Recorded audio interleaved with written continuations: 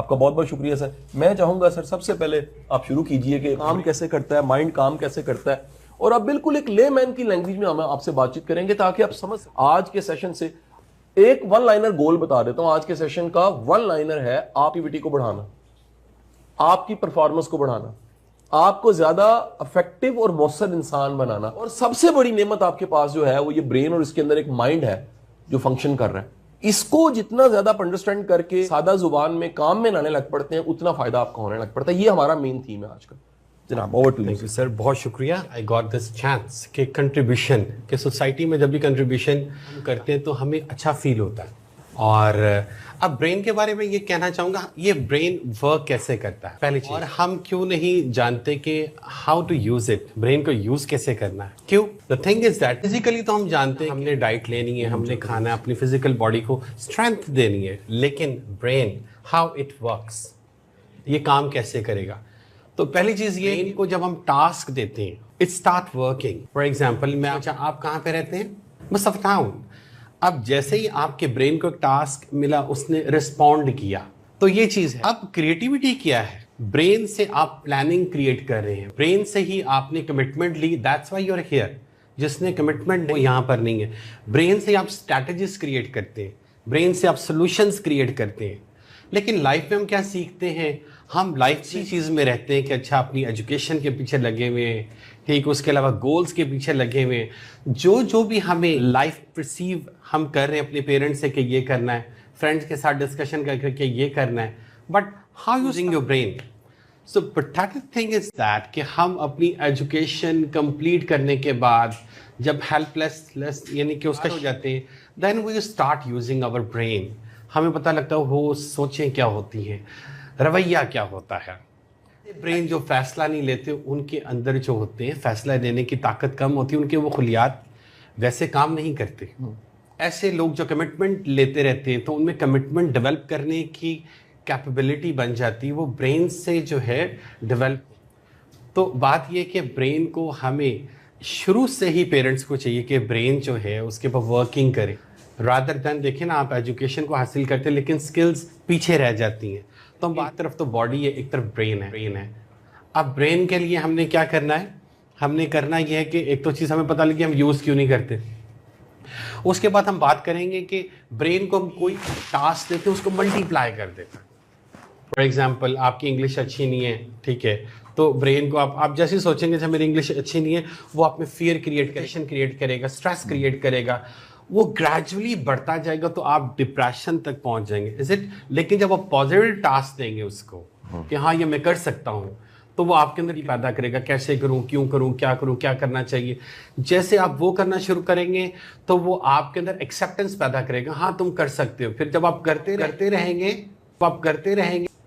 It build your confidence. اور جب confident آپ ہو جائیں گے, وہ آپ کی ہیبٹ ڈیولپ ہو جائے گی, تو آپ بہت سارے کام کریں گے تو وہ آپ کی کیپیبلٹی بن جائے گی.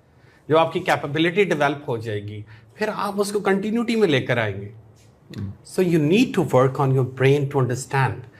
تو ہم کیا کرتے ہیں, کتنے ٹاسک لیتے ہیں. فار ایگزامپل اگر ہم کسی سے پوچھتے ہیں کہ آپ نے اس سال میں کتنے ٹاسک اپنے برین کو دے جو کمپلیٹ کرنے ہیں, جی کیا نام ہے آپ کا, کیسے ہم ٹھیک ٹھاک ہے, تو آپ نے کتنے ٹاسک کے برین کو اس سال میں کرنے کے.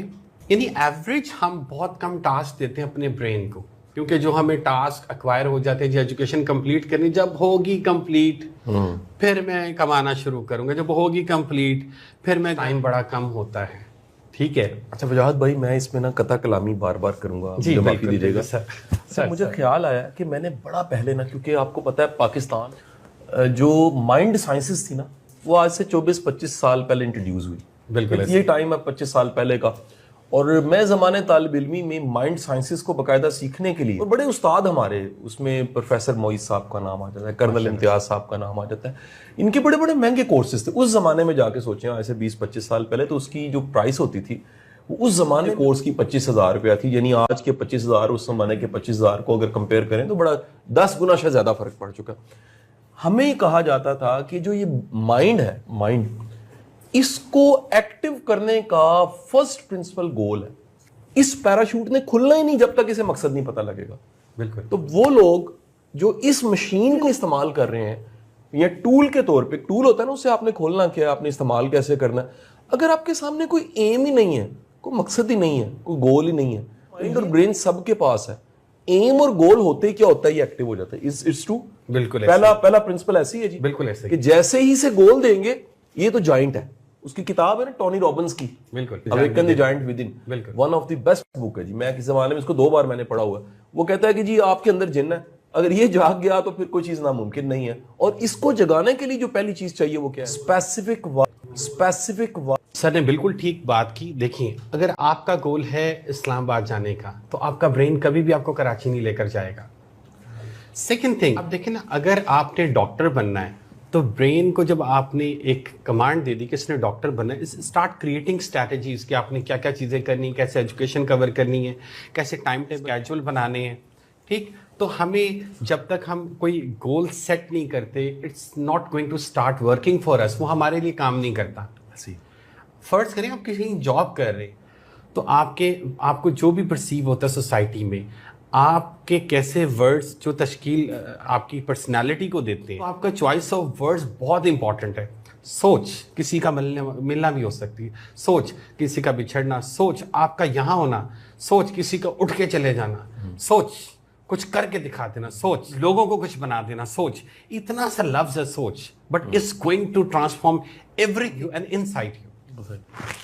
بالکل 100% ایسی. بلکہ اس میں سر ایک ایڈ کر دوں بات کو سر, ایکچولی یہ اتنا پرانا فلسفہ ہے کہ رومی جیسا بڑا تھنکر بھی کہتا ہے کہ تم کچھ نہیں ہو, یعنی ہڈیاں اور گوشت تو نہیں, تم اصل میں سوچ ہو. اصل جو سوچ آپ کی ہے, جو چل رہی ہے سوچ, وہی آپ کی حالت ہے. یعنی آپ کی سٹیٹ آف مائنڈ جو ہے وہ دراصل سوچوں کا مجموعہ اور سوچیں ہیں. جو سوچ آپ کی ہے وہی آپ ہو. آپ کو چھوٹی سی مثال دے دیتے ہیں. علامہ محمد اقبال ایک سوچ کا نام ہے. بڑے بڑے نام جو دنیا کے تھنکرز ہیں وہ سوچ کا نام. یہ سوچ اتنی طاقتور ہے کہ سقراط زہر کا پیالہ پی لیتا ہے, اسے پتا مجھے مار سکتے ہیں, سوچ کو نہیں مار سکتے, اور سوچ اس کی آج تک زندہ ہے. سو آرٹس جو ہیں, کسی بھی موقع پہ آنے والی سوچ وہ آپ کی حقیقت ہے, کہ ایک چیز پہ آپ مسکرا رہے ہیں اور ممکن ہے اسی چیز کو دیکھنے والا غصہ کر رہا ہوں. سوچوں کا فرق ہمارا فرق ہے. I am true sir? Absolutely right sir. اور سر میں اس میں یہ شیئر کرنا چاہوں گا, خواہشات ورسز ڈیزائر. ایک خواہش دوسری خواہش کو ختم کیسے کرتی ہے. اب ہمارے ملک کا المیہ یہ ہے, آپ انویسٹ نہیں کرنا چاہتے, آپ کی ایک ڈیزائر ہے, آپ بزنس مین بھی بننا, تو دونوں کلیپس ہو گئی.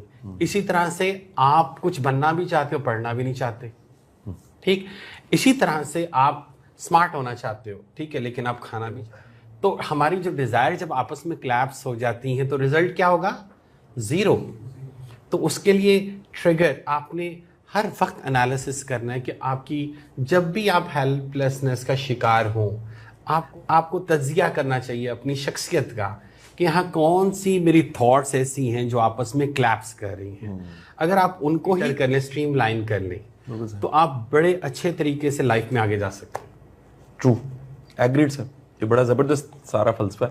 ہمارے ایک بزرگ تھے, وہ کہا کرتے تھے کہ اگر ہم اپنی انالیسس کریں, دعا ایک سوچ ہے نا جی, اور پھر اس کے بعد کچھ عرصے کے بعد اپنی حرکتوں کا انالیسس کریں تو وہ کلیش کاری ہوتی.